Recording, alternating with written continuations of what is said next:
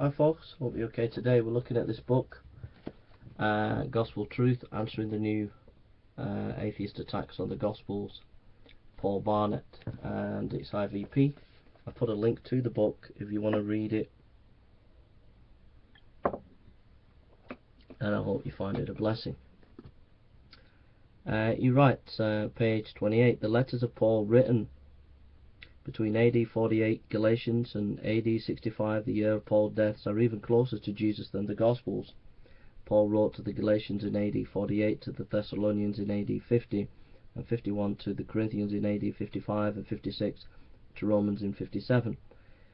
We are not able to date the letters of James and Peter, but they were probably written within the span of Paul's letters. In fact, the letters and Gospels that comprise the New Testament, 27 documents in total, were written between AD 33 and 100. Paul's epistles in the 50s, say, and Gospels in the 70s. Educated people in the era of the New Testament were interested in historical writing and biographies. Josephus wrote two massive histories about the Jews as well as his own autobiography, and Tacitus wrote two historical works and a biography. Both authors wrote to inform their readers about past events and people, but in each case with a strong point of view. Josephus wrote the Jewish War to warn the Jews not to rebel against the might of Rome, whilst Tacitus' Annals of Imperial Rome portrays the Caesars as those who betray the ideals of Roman Republic. Nonetheless, these writers would have realized the limitations of the circulation of their works, since each had to be laboriously copied by scribes. This explains why so few manuscripts of these important works have survived. There are only 9 copies of the Jewish War, the oldest of which is from the 10th century, and just one of the Annals, which is incomplete and from the 15th century.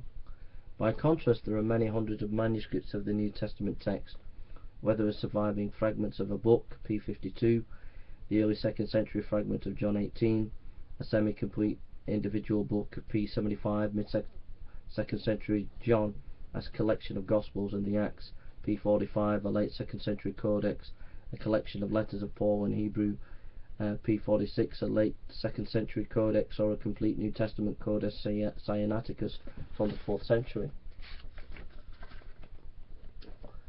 Furthermore, as the Christian message spread further afield, its texts were translated from Greek into Latin texts, Syriac, Coptic, and Armenian.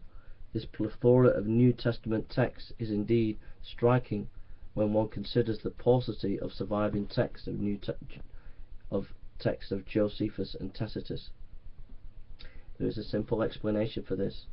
The message about Christ was initially a verbal message.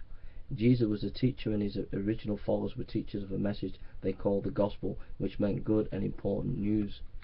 The point is, if you look at the ancient text and you compare it to the Gospels by far, you get more copies and earlier than any other ancient document. So any person who says we don't know what the early church thought is just being silly.